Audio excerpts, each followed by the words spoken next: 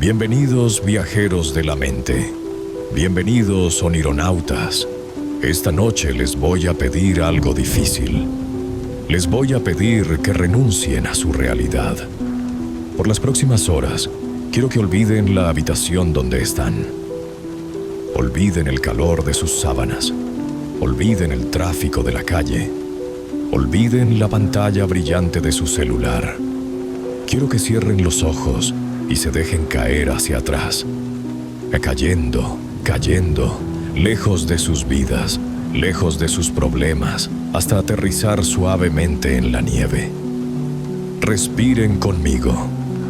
Inhalen. 1, 2, 3. Sientan el aire frío, puro, cristalino entrar en sus pulmones. Retengan ese silencio helado y exhalen, soltando el humo gris de sus preocupaciones. Otra vez, inhalen la oscuridad y exhalen el miedo. Ahora abran los ojos de su imaginación. Están volando. Estamos cruzando el techo del mundo. Debajo de nosotros pasan las luces de Europa, parpadeando como brasas moribundas. Cruzamos los montes Urales, esa cicatriz de piedra que divide los imperios, y entramos en la nada, la gran taiga siberiana. Un océano verde oscuro de pinos, alerces y abedules que se extiende por millones de kilómetros. Un bosque tan vasto que podría tragarse países enteros sin dejar rastro. Y allí, en el centro exacto de este desierto verde, brilla algo.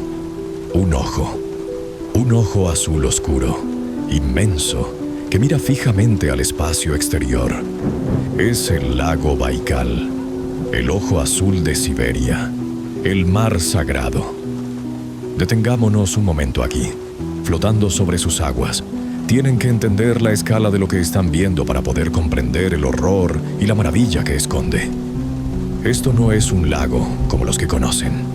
Si el lago superior, el más grande de Norteamérica, es un gigante, el Baikal es un titán, un dios antiguo dormido en la tierra. Se formó hace 25 millones de años. Piensen en esa cifra, 25 millones.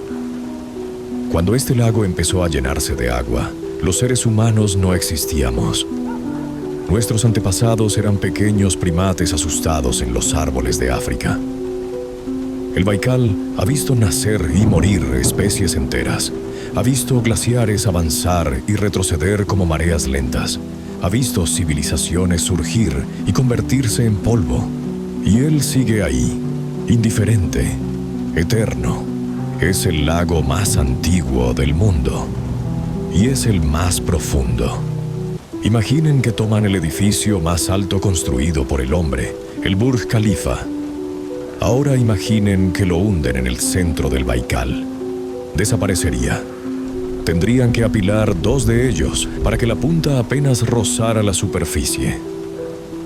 Son 1.642 metros de caída vertical hacia la oscuridad absoluta. Una milla de agua negra aplastando el fondo, con una presión que convertiría un submarino normal en una lata de refresco arrugada. Contiene el 20% de toda el agua dulce líquida de la superficie de la Tierra. Si Dios no lo quiera, una guerra nuclear contaminara todo el planeta. El Baikal podría dar de beber a toda la humanidad durante 40 años. Es un tesoro, pero es un tesoro celosamente guardado. Sus aguas son tan puras, tan carentes de minerales, que son casi agua destilada natural. En invierno, cuando el hielo tiene 1 metro de espesor, es tan transparente como el cristal de una ventana recién limpia. Puedes caminar sobre él y ver las piedras del fondo a 40 metros de profundidad. Te da vértigo. Sientes que estás caminando sobre el aire, suspendido sobre el vacío, y que en cualquier momento el cristal se romperá y caerás hacia el centro de la tierra. Pero no se dejen engañar por su belleza. El Baikal es un lugar hostil. es una grieta tectónica activa, una herida en la corteza terrestre que nunca cicatriza. Cada año, el lago se ensancha 2 centímetros. La tierra se abre. Los terremotos sacuden sus orillas constantemente. Y en sus profundidades, en sus profundidades. Debido a su aislamiento millonario, la vida aquí ha tomado caminos extraños. El 80% de los animales del Baikal son endémicos. No existen en ningún otro lugar. Como la foca nerpa, la única foca de agua dulce del mundo, con sus ojos grandes y negros llenos de una inteligencia triste. O el pez golomianca, un fantasma hecho de grasa y aceite, sin escamas, tan transparente que puedes ver su esqueleto y sus órganos latiendo a través de su piel, y que si lo sacas a la superficie, se derrite bajo el sol como un trozo de mantequilla. Pero hay otras cosas que no salen en los documentales de naturaleza, cosas que los chamanes buriatos conocen desde hace miles de años y de las que los científicos soviéticos hablaban en susurros en los pasillos del Kremlin. Prepárense, ajusten sus trajes de buceo, revisen sus manómetros. Vamos a sumergirnos en lo desconocido. Estos son los 8 misterios verdaderos del lago Baikal. Misterio 1. Los nadadores de 1982. Terror a 50 metros. Nuestro primer expediente es quizás el más perturbador de todos, porque no proviene del folclore, sino de los archivos militares clasificados de una superpotencia. Estamos en el verano de 1982. La Guerra Fría está en su punto más gélido. La paranoia es la reina. La Unión Soviética ve enemigos en cada sombra, en el cielo, en la tierra y bajo el mar. El lago Baikal, por su profundidad y su ubicación estratégica en el corazón de la URSS, se convierte en el campo de entrenamiento perfecto para la élite de la élite. Hablo de los Spetsnaz navales, los hombres en rana de reconocimiento. Estos no son buceadores deportivos, son armas biológicas. Soldados entrenados para nadar kilómetros en aguas heladas, infiltrarse en puertos de la OTAN, colocar minas nucleares tácticas y degollar centinelas en silencio. Son hombres que no conocen el miedo, porque el miedo les ha sido extirpado quirúrgicamente mediante un entrenamiento brutal. Aquella mañana de agosto, una unidad de 7 buzos se preparaba para una misión de entrenamiento en la costa norte del lago. El objetivo oficial: probar los nuevos rebreathers de circuito cerrado IDA 71 y practicar maniobras de combate a profundidad. El comandante de la unidad, un veterano con cicatrices de misiones secretas en Angola y Vietnam, dio la orden. Al agua, profundidad objetivo, 50 metros, silencio de radio. Los 7 hombres se dejaron caer hacia atrás desde la lancha neumática. El agua del Baikal los recibió como un abrazo helado. 4 grados centígrados. El frío penetraba a través de los trajes secos, mordiendo la piel. Comenzaron el descenso. 5 metros, 10 metros, 20 metros. La luz del sol se extinguía rápidamente.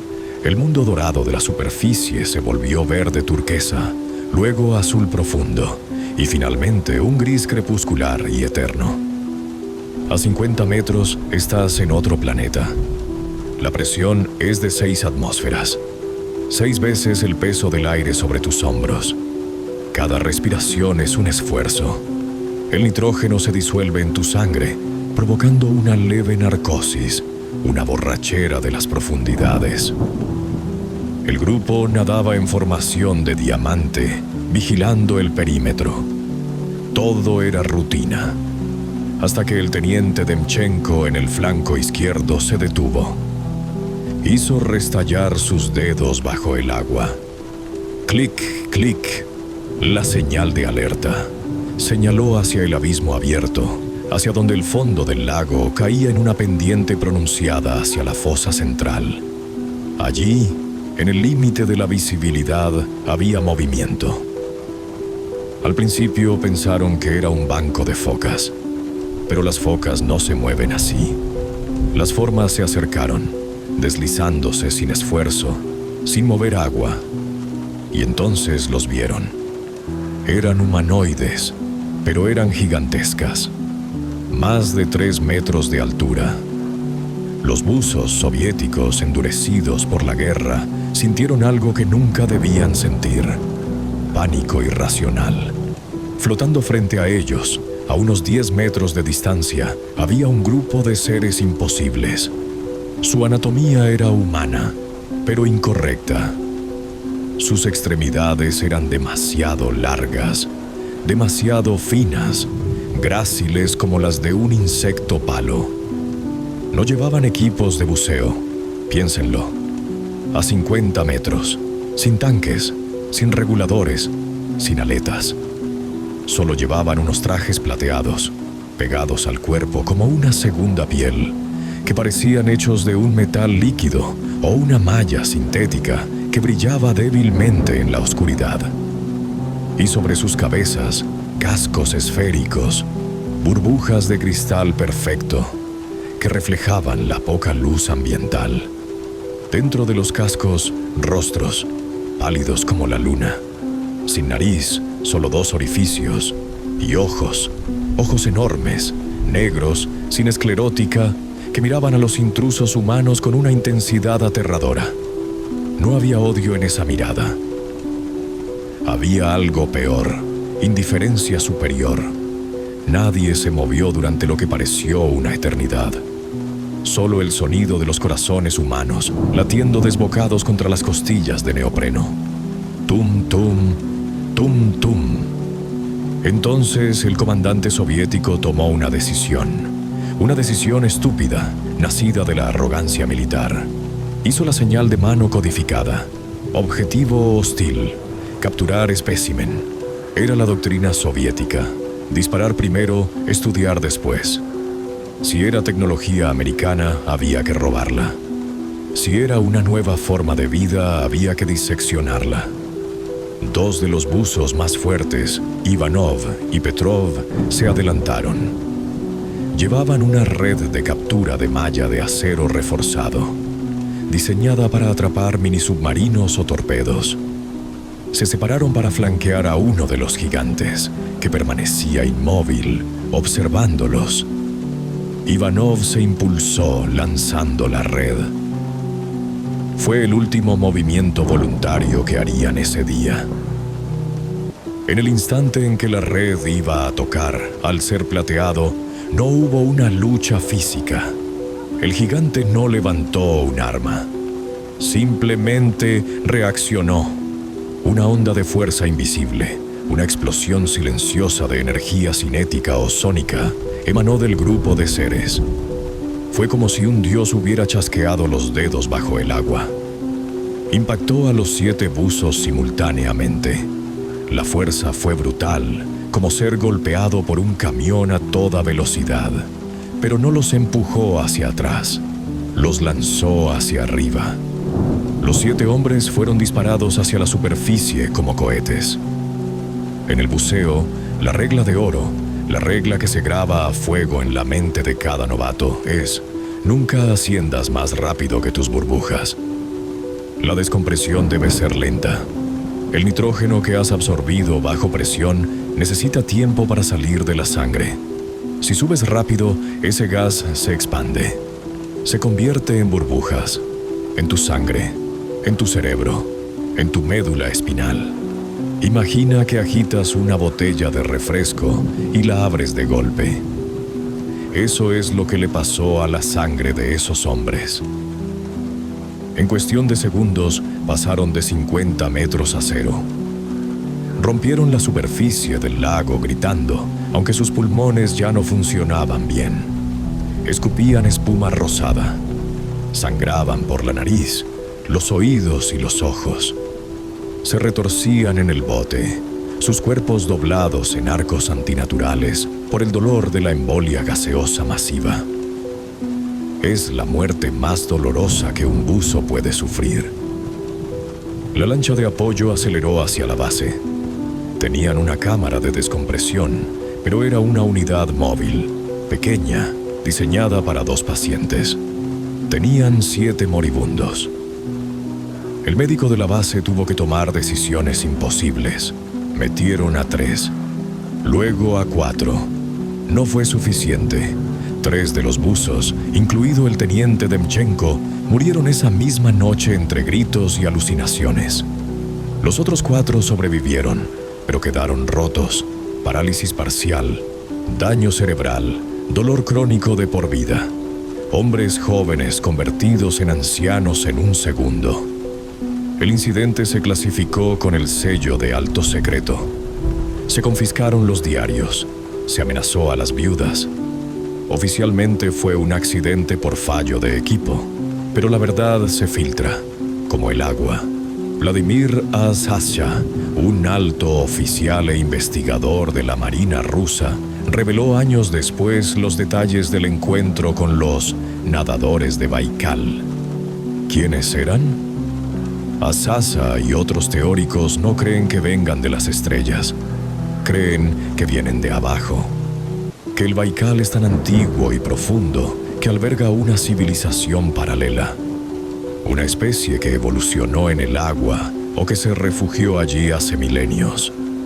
Los llamamos intraterrestres. Y el mensaje que nos dieron ese día de 1982 fue inequívoco. Podemos aplastarlos con un pensamiento. No bajen aquí. Este no es su mundo. Misterio 2. El dragón Lusud Khan, dios de escamas y dientes. Si la historia de los nadadores nos habla de una inteligencia fría y tecnológica, nuestro segundo misterio nos lleva al terror primario, al miedo ancestral a ser comido. Durante siglos, mucho antes de que los rusos llegaran con sus cruces y sus rifles, las orillas del Baikal estaban habitadas por los buriatos, un pueblo orgulloso de origen mongol. Ellos vivían, amaban y morían junto al lago, y le tenían un respeto absoluto. En su mitología, el lago no está vacío. Está gobernado por una entidad, un rey. Su nombre es Lusud Khan, o Usan Lobson Khan, el señor dragón de las aguas. Ahora, cuando digo dragón, seguramente imaginan una criatura elegante de la mitología china o un monstruo alado de la fantasía medieval. Bórrenlo. Lusud Khan no es magia, es biología. Es una pesadilla de carne y hueso. Las descripciones que los ancianos buriatos han transmitido de generación en generación son inquietantemente consistentes, como si estuvieran describiendo un animal real y no un espíritu. Dicen que es inmenso. No grande, inmenso. Un pez dragón que empequeñece a las barcas de pesca. Su cuerpo es cilíndrico, grueso como el tronco de un alerce centenario, y está cubierto de placas óseas, duras como la piedra, en lugar de escamas normales. Una armadura natural. Tiene un hocico alargado, plano y huesudo, lleno de hileras de dientes cónicos y afilados, diseñado para atrapar y triturar. Y en su espalda, una aleta dorsal enorme, triangular, que corta el agua negra dejando una estela de espuma antes de que la bestia ataque. ¿Les suena familiar? A los paleontólogos sí. Es la descripción casi perfecta de un reptil marino prehistórico. Un mosasaurio o un pliosaurio gigante. Pero no solo tenemos palabras, tenemos dibujos. Viajemos a la bahía de Sagansaba, en la orilla oeste. Allí, los acantilados de mármol blanco caen verticalmente al agua. Y en esas paredes de roca hay petroglifos, dibujos tallados por manos humanas hace más de 3000 años. Es una galería de la vida de la edad de piedra. Vemos ciervos, vemos osos, vemos cisnes, animales que esos hombres cazaban y comían. animales reales, y justo en medio de ellos hay una figura que no encaja, una bestia enorme, con cuerpo de reptil, 4 aletas o patas cortas y una cola larga, nadando bajo el agua. ¿Por qué? Porque un cazador neolítico, que dependía de su conocimiento preciso de la naturaleza para sobrevivir, perdería tiempo y energía valiosa tallando un monstruo imaginario junto a su cena. Muchos creen que no era imaginación. Era un aviso, un cartel de peligro ancestral. Aquí hay ciervos, aquí hay osos, y en el agua está él. Hay un relato escalofriante de un comerciante chino de la ruta del té en el siglo XVIII. Cruzaba el lago en invierno. El Baikal en invierno es una carretera de hielo, 1 metro de espesor. Puedes conducir un tanque por encima. El comerciante iba con una caravana de camellos y trineos cargados de seda y té. El día era claro, el hielo sólido. De repente el hielo detrás de él explotó. No se resquebrajó. Estalló hacia arriba en una lluvia de fragmentos afilados. El hombre miró atrás aterrorizado y vio algo que le heló la sangre más que el viento siberiano. Una cabeza húmeda, gris oscura y brillante, del tamaño de una yurta, una tienda de campaña grande, surgió del agua negra entre los hielos rotos. Tenía ojos amarillos y fríos.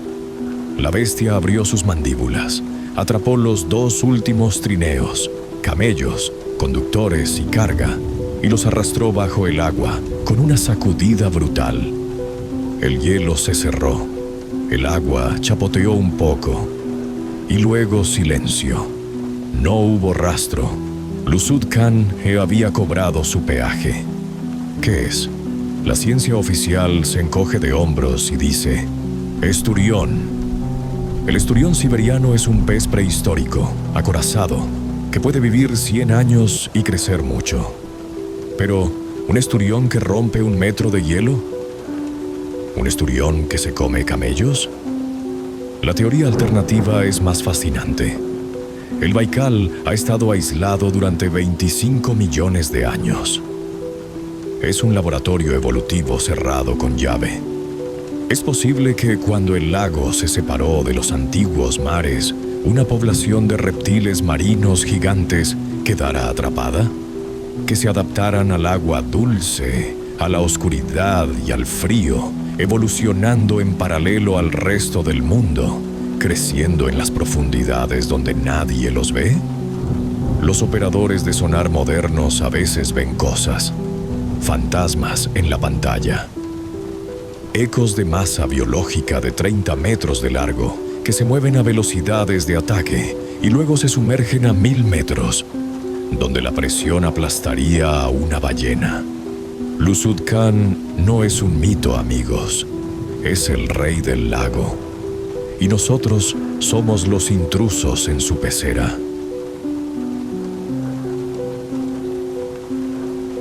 Misterio 3. La desaparición del barco Yamaha. Tragados por la nada. Dejemos por un momento a los monstruos antiguos y hablemos de algo que quizás sea aún más aterrador. La desaparición racional. El horror de lo cotidiano. Hablemos de cómo 4 personas, con tecnología del siglo XXI, pueden simplemente dejar de ser en un abrir y cerrar de ojos. Este es el caso del barco Yamaha. Un misterio moderno, ocurrido el 16 de junio de 2011, que sigue manteniendo despiertos a los habitantes de la aldea de Kavansk. Para entender la tragedia, debemos ponerle cara a las víctimas. No eran estadísticas en un informe policial. Eran gente real. Estaba el capitán, un hombre de apellido Semenov, nacido y criado en las orillas del Baikal. Un hombre con sal en las venas, que conocía los vientos y las corrientes mejor que a sus propios hijos. Estaba Olga, una mujer vital, experimentada navegante. Y estaba Vitali, un banquero exitoso de la ciudad, buscando un fin de semana de pesca y olvido. El día amaneció perfecto, un cielo azul rabioso, sin una nube. El agua estaba tranquila, un espejo de plata bajo el sol siberiano. El grupo se reunió en el muelle, cargando neveras con comida, cervezas y equipos de pesca. Iban a estrenar una lancha nueva que acababan de comprar, llevándola a remolque detrás de su barco principal. Un modelo Yamaha de aluminio, robusto, potente y equipado con todo: GPS, sonar, radio marina y teléfonos por satélite. «Volvemos para la cena», le dijo Semenov a su esposa. «Prepara el fuego». Zarparon hacia el cabo Sviatoy-Nos, el cabo de la nariz santa. Se les vio salir del puerto, dejando una estela blanca en el agua azul. Todo eran sonrisas. Pero el Baikal es caprichoso. A media tarde la temperatura cayó en picado. Una masa de aire frío bajó de las montañas Sayan y chocó con la superficie más cálida del lago. Y entonces nació el monstruo blanco, el Tumán. La niebla del Baikal no es esa neblina romántica que ves en las películas de Londres. Es un muro. Es sólida. Es blanca, húmeda y fría como la muerte. Cae sobre el agua repentinamente, atrapando a los barcos en una burbuja de aislamiento sensorial. Borra el horizonte. Borra el sol. Borra el norte. Dentro del Tumán, el sonido se amortigua. Gritas y tu voz parece caer al suelo a 1 metro de tu boca. A las 6 de la tarde, Vitaly llamó a su familia desde el barco. La señal era débil, pero su voz sonaba tranquila. «Estamos bien», dijo. «La niebla es espesa, no se ve nada a 2 metros, pero tenemos el GPS. Vamos despacio, llegaremos un poco tarde». De fondo se oía el ronroneo constante del motor Yamaha. Todo normal. Esa fue la última vez que un ser humano escuchó sus voces. A las 8, la cena estaba lista, pero sus sillas estaban vacías. A las 10, el miedo empezó a instalarse en las casas de Kavansk. A medianoche se dio la alarma oficial. Al amanecer del día 17, se lanzó una operación de rescate masiva. El Ministerio de Situaciones de Emergencia de Rusia no escatimó recursos. 2 helicópteros Mi-8 de gran autonomía barrieron el lago desde el cielo, volando bajo. 10 barcos de la policía y decenas de voluntarios en lanchas privadas trazaron una cuadrícula de búsqueda sistemática. En un naufragio siempre hay rastros. Es una ley física. Si un barco se hunde, deja una huella. Deja manchas de aceite y gasolina que brillan con colores del arco iris en el agua. Deja objetos flotantes, chalecos salvavidas de color naranja brillante, neveras de poliestireno, cojines de los asientos, botellas de agua vacías. Y desgraciadamente, deja cuerpos.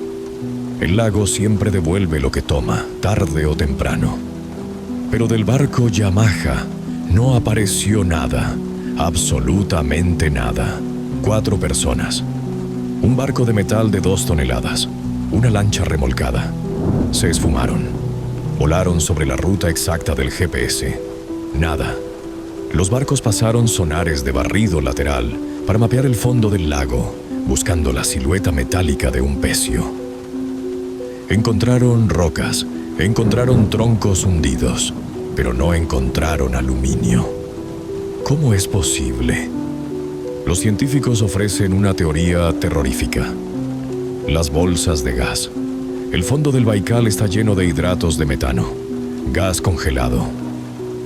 A veces, debido a un microterremoto o un cambio de temperatura, una bolsa gigante de gas se libera. Imaginen una burbuja colosal, del tamaño de un edificio, subiendo a la superficie. Cuando la burbuja rompe, el agua se convierte en una espuma de baja densidad. Si un barco pasa por ahí en ese momento exacto, pierde su flotabilidad. El agua ya no lo sostiene el barco cae al vacío. Se hunde como una piedra en el aire. En cuestión de segundos, desaparece bajo la superficie y el agua normal se cierra encima, tragándose cualquier rastro, cualquier mancha de aceite, cualquier cuerpo.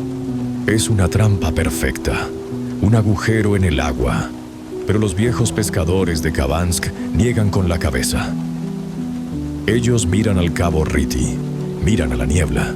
Dicen que en el Baikal hay zonas donde el velo entre los mundos es delgado.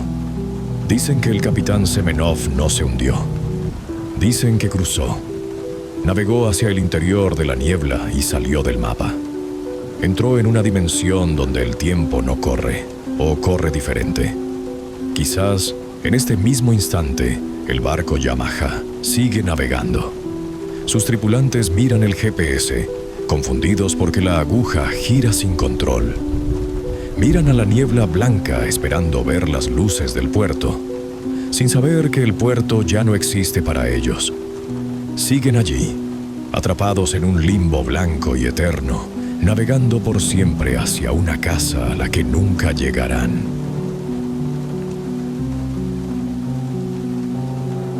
Misterio 4. Cabo Riti, el Triángulo de las Bermudas siberiano. Si el barco Yamaha fue una tragedia en movimiento, nuestro siguiente misterio es una tragedia geográfica. Un lugar físico, concreto, que puedes buscar en Google Maps. Coordenadas: 53 grados norte, 107 grados este. Cabo Riti. Es un lugar de una belleza salvaje y hostil, situado en la costa noroeste, frente a la parte más ancha y abisal del lago. Un lugar donde la estepa choca contra el agua. Un cañón seco, el desfiladero de Riti, corta la montaña como una cicatriz dentada. Oficialmente, si vas allí, encontrarás letreros oxidados del gobierno ruso. Zona de reserva natural.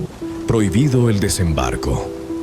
Te dirán que es para proteger a las marmotas, o a una especie rara de flor, o a las águilas. Es una mentira piadosa. La prohibición no está ahí para proteger a la naturaleza de los humanos. Está ahí para protegernos a nosotros de la maldición. Cabo Riti es el lugar más temido de toda Siberia. Es un punto ciego. Un agujero negro de superstición y muerte. Para los chamanes buriatos, esta es la tierra de los hijos de Tengri, el dios del cielo. Pero no son dioses amables. Son dioses iracundos, celosos y territoriales. Las leyes sagradas para este lugar son estrictas y se han respetado durante milenios bajo pena de muerte. 1. Las mujeres tienen prohibido pisar la tierra. Se cree que su energía femenina fértil ofende a los espíritus guerreros. 2. No se puede cortar nada vivo. Ni un árbol, ni una rama, ni una brizna de hierba. 3. No se puede cazar. 4. No se puede construir. 5. Y lo más importante, no se puede pernoctar. Puedes pasar en barco, rápido y en silencio, pero nunca, jamás, debes dormir en la sombra del cañón. Pero vivimos en la era de la razón, de la ciencia. Y en los años 50, una expedición de geólogos soviéticos decidió que estas reglas eran tonterías de abuelas. Eran hombres del partido, ateos, hombres que creían en el átomo y el hormigón. Llegaron al cabo Riti, armados con contadores Geiger, martillos de roca y tiendas de campaña. Se rieron de los guías locales que se negaron a desembarcar y se fueron remando presas del pánico. Montaron su campamento en la playa de Guijarros. Encendieron una fogata. Cantaron canciones patrióticas. La primera noche, las cosas cambiaron. Según los diarios recuperados, nadie pudo dormir. Todos sufrieron la misma pesadilla recurrente. Una figura humana, gigantesca, vestida con pieles negras antiguas, de pie en el borde del cañón, mirándolos sin rostro. Se despertaron al amanecer empapados en sudor frío. Y entonces empezaron los síntomas físicos. Un sabor metálico en la boca, a cobre, a sangre. Las encías empezaron a sangrarles sin razón. Sentían una presión opresiva en el pecho, como si estuvieran bajo el agua. Una ansiedad irracional, un impulso reptiliano de correr, correr, correr. Intentaron usar sus radios para llamar a la base. Solo estática. Un ruido blanco, denso, que a veces parecía modularse en voces susurrantes que hablaban al revés. Sus brújulas giraban locamente, incapaces de encontrar el norte. Las baterías nuevas de sus linternas se agotaban en minutos, como si algo en el aire chupara la electricidad. Al tercer día, el líder de la expedición colapsó. Fiebre alta, delirios, gritando sobre los ojos en la montaña. Abandonaron el equipo. Huyeron en su bote, remando como posesos hasta alejarse kilómetros de la costa maldita. El líder murió meses después en un hospital de Irkutsk. Diagnóstico: cáncer fulminante de páncreas.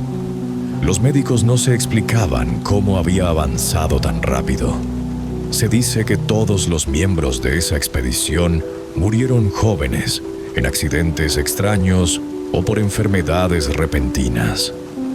La maldición de Riti los persiguió hasta sus casas. ¿Qué hay allí realmente? Científicos modernos, más respetuosos o más cautelosos, han hecho mediciones desde el aire o desde barcos. Y los datos son desconcertantes. Hay anomalías magnéticas brutales. Hay picos de radiación de fondo, rayos gamma, aunque no hay depósitos de uranio conocidos. Es como si la Tierra misma fuera radiactiva, o como si hubiera algo enterrado allí. Y hay ruinas, muros de piedra, largos, ciclópeos, hechos de rocas enormes apiladas sin mortero, alineados con constelaciones que ya no están en esa posición en el cielo. ¿Quién los construyó? Los buriatos nómadas no construían muros de piedra. ¿Una civilización olvidada? ¿O una prisión para algo que no debe salir? Cabo Riti sigue allí, silencioso, esperando. Si alguna vez navegan por el Baikal y ven el cañón seco, pasen de largo, no miren, y por lo que más quieran, no se detengan. Misterio 5. El tren fantasma. Sangre en las vías. Dejemos el agua oscura y subamos a la roca, a las vías de acero que bordean los acantilados. Hablemos del ferrocarril Circumbaikal. A principios del siglo XX, esta fue la obra de ingeniería más ambiciosa y costosa del Imperio ruso. La llamaban la hebilla de oro del cinturón de acero. 84 kilómetros de vía, 39 túneles, cientos de puentes y viaductos.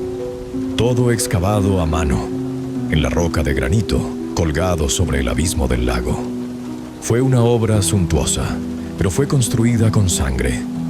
Miles de obreros, italianos, albaneses, chinos, rusos, trabajaron aquí en condiciones infrahumanas.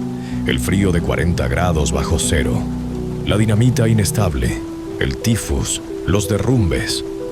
Se dice que hay un muerto por cada traviesa de la vía. Sus cuerpos a veces eran literalmente cimentados en los muros de contención.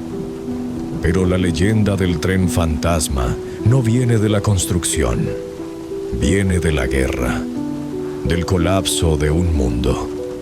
Invierno de 1920. La revolución rusa está en llamas. El almirante Kolchak, el gobernante supremo del ejército blanco contrarrevolucionario, está en retirada. Huye hacia el este, perseguido por el ejército rojo. Pero no huye solo. Lleva consigo el tesoro del zar. Vagones blindados cargados hasta el techo con lingotes de oro de la reserva imperial. Toneladas de oro. El futuro de una nación en cajas de madera. Y detrás del tren del oro vienen los trenes de los refugiados. Aristócratas, condesas, banqueros, familias ricas que huyen del terror bolchevique, con sus joyas cosidas en los abrigos de piel. La historia se vuelve confusa aquí, mezclada con la niebla de la guerra.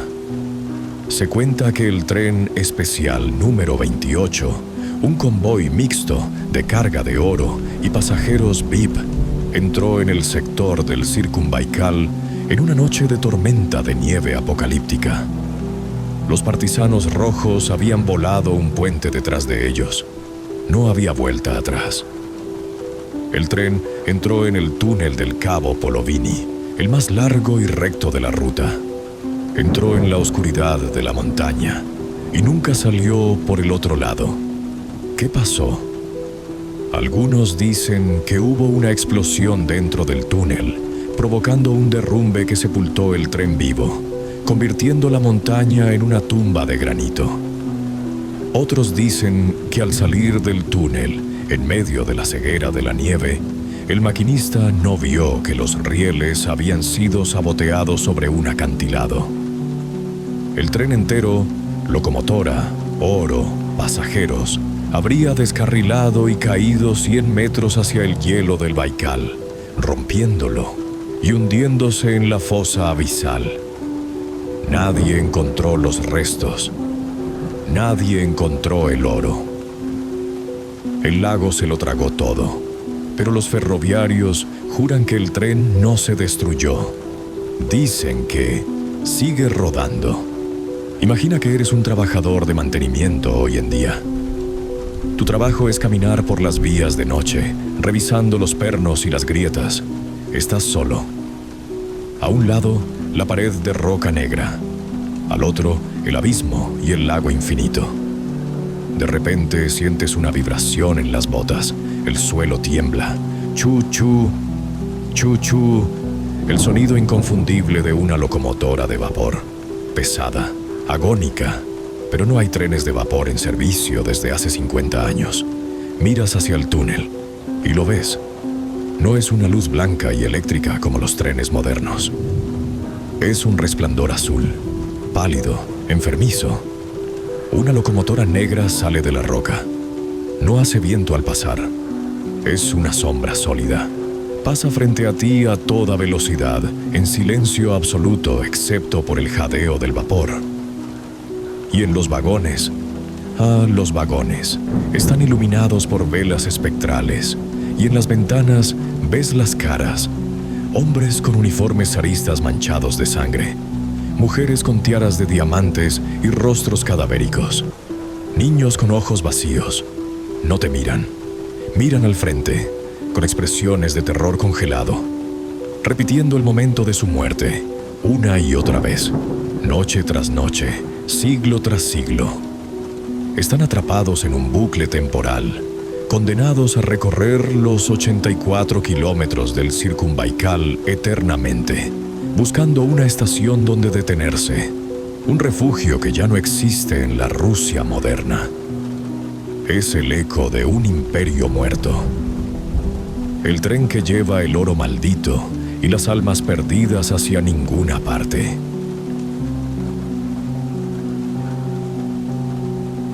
Misterio 6. Los anillos de hielo. El ojo que mira desde abajo. Vengan conmigo. Vamos a cambiar de perspectiva. Dejemos la superficie de la Tierra. Subamos 400 kilómetros hacia arriba. Estamos en la Estación Espacial Internacional, flotando en gravedad cero. Es abril de 2009. El comandante de la estación mira por la cúpula hacia el planeta azul que gira abajo. Están pasando sobre Siberia. Es de día allí. El lago Baikal es una mancha blanca inmensa, completamente congelada. Pero entonces, el astronauta ve algo. Agarra su cámara Nikon con teleobjetivo. Houston, ¿están viendo esto? Allí abajo, impreso en el hielo blanco cerca de la península de Sviatoy-Nos, hay un círculo. No es una forma irregular. No es un óvalo. Es un círculo geométricamente perfecto. Un anillo oscuro, nítido, dibujado con compás. Es gigantesco. Tiene 4,5 kilómetros de diámetro. Es tan grande que si estuvieras de pie sobre el hielo, no podrías verlo. El horizonte te lo ocultaría. Solo los ojos de Dios o de los satélites pueden ver su forma completa. Al revisar los archivos fotográficos de décadas anteriores, los científicos de la NASA y la Agencia Espacial Rusa se dieron cuenta de algo inquietante. No era la primera vez. Estos anillos aparecen y desaparecen. A veces hay uno, a veces dos, en lugares diferentes, siempre perfectos, siempre enormes. ¿Qué son? Internet enloqueció. Marcas de aterrizaje de naves nodrizas colosales que se posan sobre el hielo como moscas sobre un plato. La señal de activación de una base submarina secreta, como el iris de un ojo mecánico gigante abriéndose bajo la superficie. Pruebas de armas de microondas o haces de partículas disparados desde el espacio. La ciencia tardó años en encontrar una respuesta. Y aunque la respuesta es natural, es fascinante y mortal. El culpable es el propio lago respirando. En las profundidades abisales del Baikal existen fuentes de calor o corrientes específicas que crean eddies, remolinos. Imaginen un tornado de agua, pero un tornado lento, perezoso, hecho de agua ligeramente más cálida, quizás solo medio grado más caliente que el resto. Este pilar de agua tibia empieza a girar debido a la fuerza de Coriolis de la rotación de la Tierra. Sube desde el fondo oscuro hacia arriba, girando y girando, hasta que choca contra la capa de hielo inferior. El agua giratoria actúa como un taladro de fluido. Lame el hielo en un patrón circular perfecto. No lo derrite del todo, pero lo desgasta. Lo adelgaza. El hielo, que normalmente tiene 1 metro de espesor, en el anillo se reduce a centímetros. Se vuelve oscuro porque está saturado de agua. Y aquí es donde entra el terror humano. En invierno, el Baikal se convierte en una autopista. Literalmente. Hay señales de tráfico clavadas en el hielo. Camiones, furgonetas y coches cruzan el lago para llevar suministros a la isla de Olkhon. Es seguro. El hielo de 1 metro aguanta el peso de un tanque, pero los anillos son invisibles desde el suelo y son impredecibles. Aparecen donde quieren. Hay historias terribles de camioneros conduciendo de noche bajo las estrellas. Música en la radio.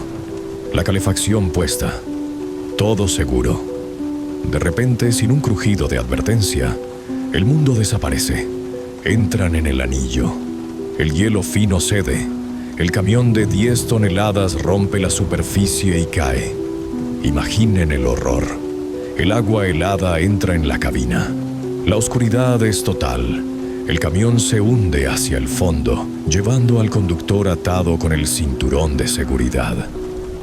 Lo último que ve es el agujero de luz en la superficie alejándose, haciéndose más pequeño, como una estrella que se apaga, mientras los remolinos oscuros lo arrastran al abismo. Los anillos de hielo son las trampas de la naturaleza. La ruleta rusa del Baikal. Misterio 7. OVNIs y OSNIs. Tráfico en el fondo. Si hay un lugar en la Tierra que parece actuar como un faro para inteligencias no humanas, es este. El Baikal es un hotspot ufológico de nivel mundial. Pero aquí, los investigadores hacen una distinción importante. No solo hablamos de ovnis, objetos voladores. Hablamos de OSNIs, objetos submarinos no identificados. Las luces aquí no solo bajan del cielo, salen del agua. Quiero llevarles a un caso histórico para que vean que esto no es una moda moderna. Viajemos a 1904, en plena guerra ruso-japonesa. Años antes de que Hollywood inventara los platillos voladores, y los hombrecillos verdes. Un tren militar del ferrocarril transiberiano viaja por la orilla sur del lago, cerca de la estación de Sludianka. El tren va cargado de soldados, caballos y armas para el frente. De repente los maquinistas frenan. El tren se detiene chirriando. Cientos de soldados bajan a las vías. Todos señalan al cielo sobre el lago. Allí, flotando en silencio absoluto, hay 3 globos gigantescos de fuego. No tienen estructura visible. Son esferas de luz pura. Vuelan en una formación triangular perfecta. Lo que aterrorizó a los testigos es que la luz que emitían era cegadora, como el sol, pero extrañamente no proyectaba sombras en el suelo. Los objetos descendieron lentamente hacia el agua. Cualquier objeto físico que golpee el agua a esa velocidad se despedazaría. Pero estos globos se detuvieron a centímetros de las olas. Flotaron allí un momento, iluminando la noche, y luego se sumergen.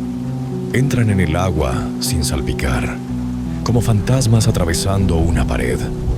Los soldados vieron cómo las luces seguían brillando debajo del agua, moviéndose hacia el centro profundo del lago a una velocidad imposible, hasta desaparecer en la negrura. Más de 100 años después, los avistamientos continúan. Luces que salen disparadas del agua y suben al espacio en segundos. Discos plateados que flotan sobre la superficie y luego se dejan caer como piedras. En 1977 ocurrió el incidente del sumergible Pisces. Era un vehículo de investigación de aguas profundas de la Academia de Ciencias de la URSS.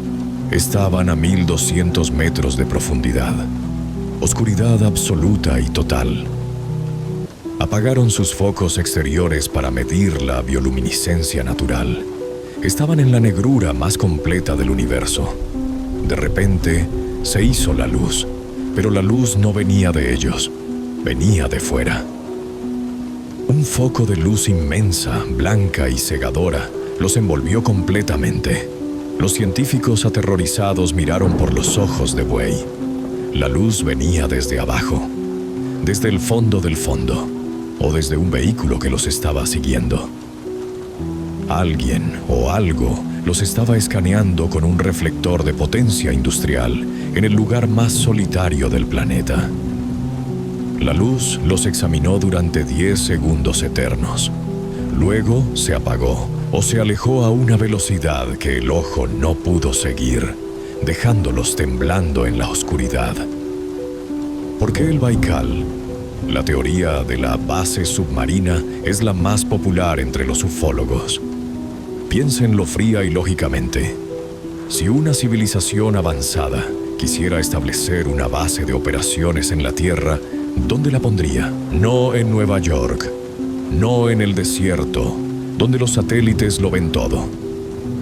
El fondo del océano es una opción, pero hay mucho tráfico de submarinos nucleares y cables de fibra óptica. El Baikal es perfecto. Está en el centro de Asia, lejos de todo. Está protegido por montañas, tiene recursos infinitos de agua dulce, minerales y energía geotérmica en las fallas. Y lo más importante, tiene profundidad. 1 milla vertical de agua y roca es el mejor escudo contra la curiosidad de los monos humanos. Quizás no estamos buscando vida en las estrellas. Quizás la vida lleva milenios durmiendo en nuestro sótano inundado, y nosotros somos los ruidosos vecinos de arriba. Misterio. 8. Chamanes de Olcón. El juicio de los espíritus. Y así cerramos el círculo. Volvemos al principio, a la roca, al espíritu, porque para los habitantes de esta tierra todo lo que les he contado, los humanoides, los dragones, las luces, los trenes fantasmas, no son fenómenos paranormales. No son anomalías. Son simplemente el lago. El lago está vivo. Estamos en la isla de Olcón, el corazón geográfico y místico del Baikal. Estamos de pie ante la roca de los chamanes, dos picos de mármol rojizo que se adentran en el agua turquesa al atardecer. Este es el lugar más sagrado de toda Asia del Norte. Es el Vaticano, la Meca y Jerusalén del chamanismo siberiano, todo en uno. La leyenda dice que aquí vive Kankute Babai, el jefe de los 13 señores celestiales del norte. Él bajó del cielo para juzgar a la humanidad. Al ver la codicia y la maldad de los hombres, decidió no volver arriba. Se quedó aquí, en una cueva invisible dentro de la roca, para vigilarnos eternamente. El respeto por este lugar era tan absoluto que durante siglos los jinetes mongoles que pasaban por aquí desmontaban de sus caballos kilómetros antes. Envolvían los cascos de sus animales en fieltro y tela gruesa. ¿Por qué? Para no hacer ruido. El silencio era la ofrenda. Despertar al dios era la muerte. Durante la era soviética, el comunismo intentó matar la magia. Intentaron matar al lago. Construyeron una fábrica de papel en la orilla sur que vertía veneno industrial en las aguas puras. Persiguieron a los chamanes. Quemaron sus túnicas, rompieron sus tambores, los enviaron a los gulags para morir en la nieve. Dijeron que la religión era el opio del pueblo y que el lago era solo H2O para ser explotado. Pero no puedes matar a un dios antiguo con burocracia. Los chamanes dicen que el lago no olvidó la ofensa. Dicen que el aumento de las desapariciones, los accidentes extraños, las luces en el cielo y los monstruos que despiertan, todo eso es una respuesta inmunológica. El Baikal se está defendiendo. Nos está rechazando como un cuerpo rechaza un virus. Hoy los chamanes han vuelto. Si vas a Olkhon en verano, verás las hogueras de enebro. Olerás el humo dulce y picante. Escucharás los tambores de piel de reno. Tum, tum, tum. Los chamanes entran en trance para hablar con los espíritus, para pedir perdón por nosotros. Ellos nos enseñan la lección final del Baikal. El lago es un espejo. Te devuelve lo que le das. Si te acercas a sus orillas con humildad, con respeto, si atas una cinta de tela en los árboles sagrados y pides permiso para estar allí, si ofreces un poco de vodka o leche a las aguas, entonces el lago te protegerá. Sentirás una paz que no existe en las ciudades, una conexión profunda con el cosmos. Sentirás que eres eterno. Pero si vas con arrogancia, si vas a ensuciar, a gritar, a tomar sin pedir, entonces el lago te tomará a ti. Te enviará la niebla para perderte. Abrirá el hielo bajo tus pies. Te mostrará los ojos amarillos que brillan en la oscuridad. La roca de los chamanes se alza frente a nosotros, negra contra el cielo estrellado. El universo gira sobre ella, y en el silencio, si escuchas con atención, puedes oír al lago respirar. Queridos onironautas, hemos viajado lejos esta noche. Hemos bajado a las fosas abisales donde la presión aplasta el acero. Hemos cruzado el hielo traicionero. Hemos visto fantasmas de imperios pasados y luces de futuros posibles. El lago Baikal sigue allí, ahora mismo. Mientras ustedes escuchan mi voz en la seguridad de sus habitaciones, al otro lado del mundo, el viento siberiano está aullando sobre los acantilados de Riti. El hielo está crujiendo bajo la aurora boreal. Los peces transparentes nadan en la oscuridad eterna. Y algo antiguo, inmenso y consciente, abre un ojo en el fondo del barro y mira hacia arriba. Espero que este viaje les haya recordado algo importante. Vivimos en un mundo que creemos conocer. Tenemos GPS, tenemos Wikipedia, tenemos satélites. Creemos que ya no quedan misterios, pero es mentira. El mapa no es el territorio. El mundo es más viejo, más profundo y mucho más extraño de lo que nos atrevemos a admitir. Hay magia en los espacios en blanco. Hay belleza en el terror.